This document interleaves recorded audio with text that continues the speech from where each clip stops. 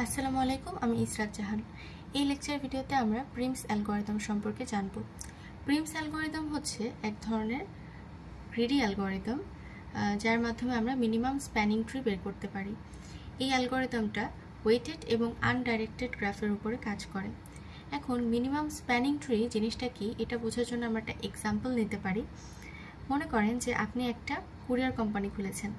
এখন আপনার বিভিন্ন শহরে ডেলিভারি করতে হবে। তো অ্যাজ এ ওনার আপনি কি চাইবেন যে আমি সব শহরেই যাব, কিন্তু আমার কস্টিংটা যাতে সবচেয়ে মিনিমাম হয়, বিকজ আমার প্রফিট করতে হবে। এখন মনে করেন এই যে আমার এখানে একটা গ্রাফ দেওয়া আছে, এই এতে হচ্ছে আমার অফিস।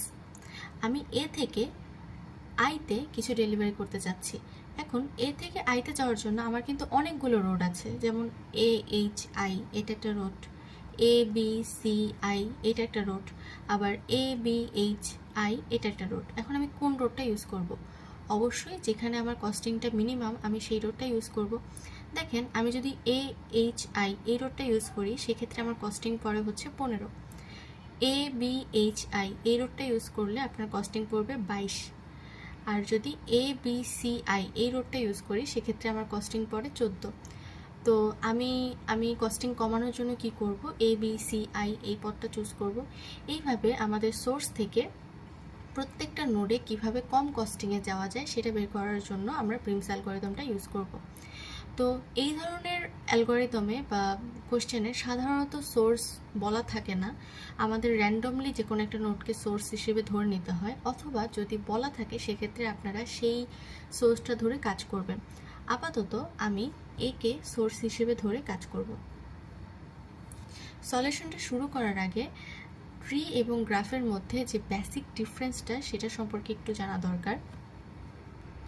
দেখেন এখানে ট্রি এবং গ্রাফের স্ট্রাকচার আঁকা আছে, দুই ক্ষেত্রেই কিন্তু নোডগুলো কানেক্টেড, কিন্তু মেজর ডিফারেন্স হচ্ছে গ্রাফে সাইকেল অথবা লুপ থাকে, কিন্তু ট্রিতে এরকম কোনো সাইকেল বা লুপ থাকে না। তো আমরা যে স্প্যানিং ট্রিটা বানাবো সেক্ষেত্রেও দেখা যাবে এরকম সাইকেল বা লুপ কিছু থাকবে না। যেমন আমাদের যে গ্রাফটা দেওয়া আছে সেখানে কিন্তু অনেকগুলো সাইকেল আছে, এই সাইকেলগুলো আর থাকবে না। দেখেন এখানে একটা টেবিল করা আছে, ভি দ্বারা ভার্টিসেসগুলোকে বোঝানো হয়েছে। আমার যে কয়টা নোড আছে আমি সেই কয়টা বক্স করে নিয়েছি। টি দ্বারা ওই পার্টিকুলার নোডটা ভিজিটেড নাকি আনভিজিটেড সেটা বোঝাবে। কি হচ্ছে ডিস্টেন্স বা কস্ট। পাই হচ্ছে আমি কোথা থেকে কোথায় যাচ্ছি। যেমন একটু আগে এক্সাম্পলে আমরা এ থেকে আইতে গেলাম, তো তেমনই আমরা কোথা থেকে কোথায় যাচ্ছি এটা একটা ট্র্যাক রাখার জন্য আমরা এই বক্সটা করেছি। এখন প্রথমে ইনিশিয়ালি আমরা এতে অবস্থান করছি, তো এ নোডটা কিন্তু এখন ভিজিটেড। ডিস্টেন্সটা কি, আমি এ থেকে এতেই যাচ্ছি, তো এখানে অ্যাকচুয়ালি কোনো ডিস্টেন্স নেই, 0। পাই হচ্ছে আমি কোথা থেকে এসেছি, এখন এখানে তো আমি কোথাও থেকে আসিনি, তাই না? তো এটা হচ্ছে -1। এখন দেখেন এ থেকে কোথায় কোথায় যাওয়া যায়। এ থেকে বিতে যাওয়া যায়। আচ্ছা, আমি যখন এতে অবস্থান করছি তখন অন্য নোটগুলো কিন্তু আনভিজিটেড অবস্থায় আছে। আনভিজিটেড থাকলে সেগুলোকে আমরা 0 দিয়ে রিপ্রেজেন্ট করব।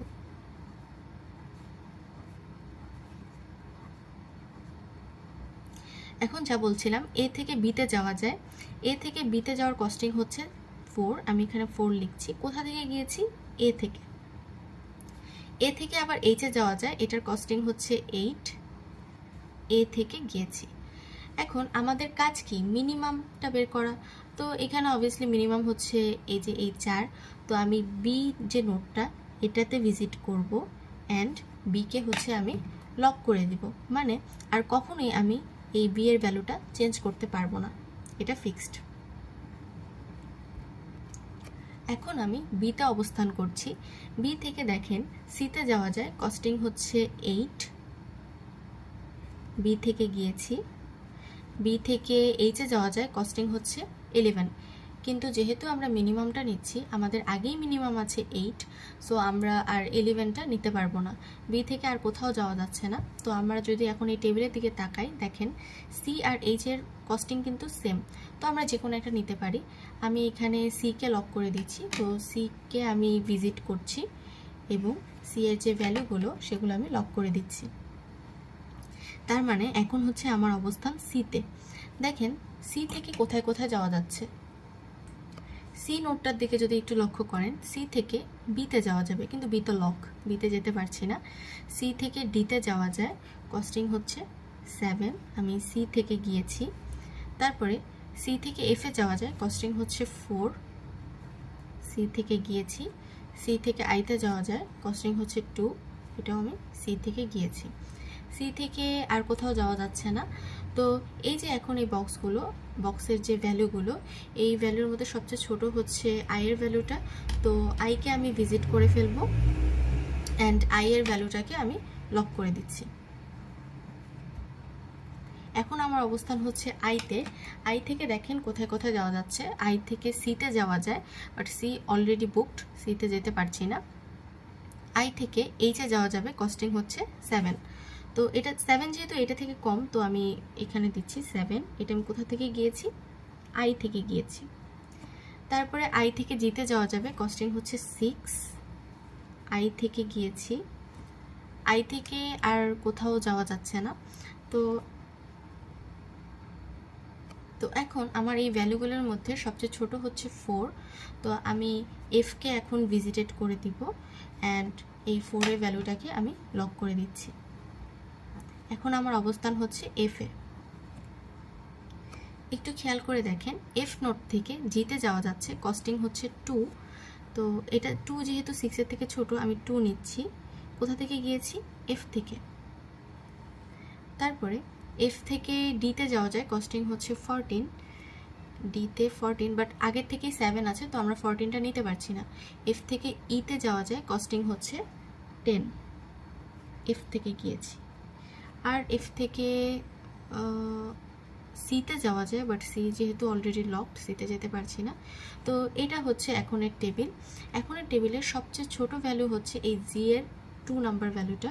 তো এই কারণে আমি জিকে এখন ভিজিট করে দিব অ্যান্ড জি এর যে ভ্যালুটা সেটা আমি লক করে দেব। খেয়াল করবেন, আমি কিন্তু নতুন যে ভ্যালুটা সেটা লক করছি। এখন আমার অবস্থান জিতে। জি থেকে এফে যাওয়া যায়, এফ অলরেডি লকড। জি থেকে এইচে যাওয়া যায়, এইচে হ্যাঁ, কস্টিং হচ্ছে 1, যেহেতু কম আমি এটাকে বসিয়ে দিব। এটা আমি কোথা থেকে গিয়েছি? জি থেকে গিয়েছি। তারপরে জি থেকে আইতে যাওয়া যায়, বাট আইও লকড, সো আর কোথাও যাওয়া যাচ্ছে না।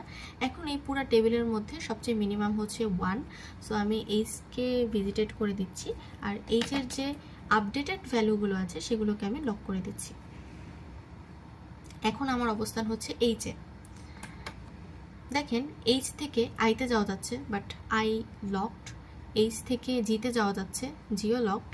এইচ থেকে বিতে যাওয়া যায়, লকড। এইচ থেকে এতে যাওয়া যায়, এটাও লকড। তাহলে যেহেতু কোথাও যাওয়া যাচ্ছে না, তাই আমি হচ্ছে এই ডি আর ই এর মতো কম্প্যারিজন করে দেখলাম যে 7-এর ভ্যালুটা হচ্ছে সবচেয়ে কম, তাই আমি ডিকে ভিজিট করব অ্যান্ড ডি এর যে ভ্যালুগুলো সেটাকে আমি লক করে দিচ্ছি। এখন আমার অবস্থান হচ্ছে ডিতে। দেখেন, ডি থেকে কোথায় যাওয়া যাচ্ছে? এফে যাওয়া যাচ্ছে, এফ লকড। ডি থেকে সিতে যাওয়া যায়, সিও লকড। ডি থেকে ইতে যাওয়া যায়, কস্টিং হচ্ছে 9, আগে ছিল 10, এখন কস্টিং 9, সো আমি 9কে বসাবো। যেহেতু এখানে আর কোনো ঘর বাকি নেই, তাই এখন আমি ইতে চলে যাব। ই হচ্ছে ভিজিটেড হয়ে গেল অ্যান্ড ই এর যে আপডেটেড ভ্যালুগুলো, আচ্ছা, ইতে কোথা থেকে গেলাম? ডি থেকে গেলাম, এটা বসাচ্ছি। এখন ই এর যে আপডেটেড ভ্যালুগুলো সেগুলোকে আমি লক করে দিচ্ছি। আমার টেবিলটা সলভ করা হয়ে গিয়েছে। এখন হচ্ছে আমরা এটা দিয়ে মিনিমাম স্প্যানিং ট্রিটা রেডি করব। এখন মিনিমাম স্প্যানিং ট্রিটা তৈরি করার জন্য আমাদের যে নোটগুলো ছিল গিভেন গ্রাফে, আমরা ঠিক সেভাবে নোটগুলো বসিয়ে নিয়েছি। এখন আমরা এই টেবিলটা দিয়ে আমাদের যে কানেকশন বা এজেসগুলো আছে সেগুলো কানেক্ট করে দেব। দেখেন, এ থেকে কোথায় গিয়েছে? বিতে। এ থেকে বিতে, কস্টিং হচ্ছে 4। বি থেকে সিতে গিয়েছি, বি থেকে সিতে গিয়েছি, কস্টিং হচ্ছে 8। সি থেকে ডিতে গিয়েছি, সি থেকে ডিতে, কস্টিং হচ্ছে 7। ডি থেকে ইতে গিয়েছি, ডি থেকে ইতে যাচ্ছি, কস্টিং হচ্ছে 9। তারপরে সি থেকে এফে গিয়েছি, সি থেকে এফে গিয়েছি, কস্টিং হচ্ছে 4। এফ থেকে জিতে গিয়েছি, এফ থেকে জিতে কস্টিং হচ্ছে 2। জি থেকে এইচে গিয়েছি, জি থেকে এইচে গিয়েছি, কস্টিং হচ্ছে 1। সি থেকে আইতে গিয়েছি, সি থেকে আইতে কস্টিং হচ্ছে 2। তো এটাই হচ্ছে আমাদের মিনিমাম স্প্যানিং ট্রিটা। অর্থাৎ ইচ নোডে যাওয়ার জন্য আমাদের মিনিমাম কস্টিং বা ডিস্টেন্স কতটুকু হবে সেটা বের করার জন্য আমরা এই ট্রিটা বের করেছি। খেয়াল করে দেখবেন আমাদের যে গিভেন গ্রাফ সেখানে কিন্তু অনেকগুলো সাইকেল আছে, বাট এখানে সবগুলো নোড কানেক্টেড, কিন্তু এখানে কিন্তু কোনো সাইকেল তৈরি হয়নি, তার মানে এটা একটা ট্রি। এখানে আরেকটা ব্যাপার খেয়াল করবেন, আপনার গিভেন গ্রাফে ভার্টিসেসের সংখ্যা কিন্তু 9টি। তো ভার্টিসেসের সংখ্যা হচ্ছে 9টি। আমাদের যে মিনিমাম স্প্যানিং ট্রি সেটাতে এজের সংখ্যা হবে v-1, এটা ফিক্সড। 9 - 1 = 8। এখন একটু খেয়াল করে দেখেন এখানে এজ 8টা আছে কিনা। 1 2 3 4 5 6 7 8, 8টা এজ। অ্যান্ড এই জিনিসটা কিন্তু ফিক্সড। হ্যাঁ, আশা করি আপনারা প্রিমস অ্যালগরিদমটা বুঝতে পেরেছেন। ধন্যবাদ।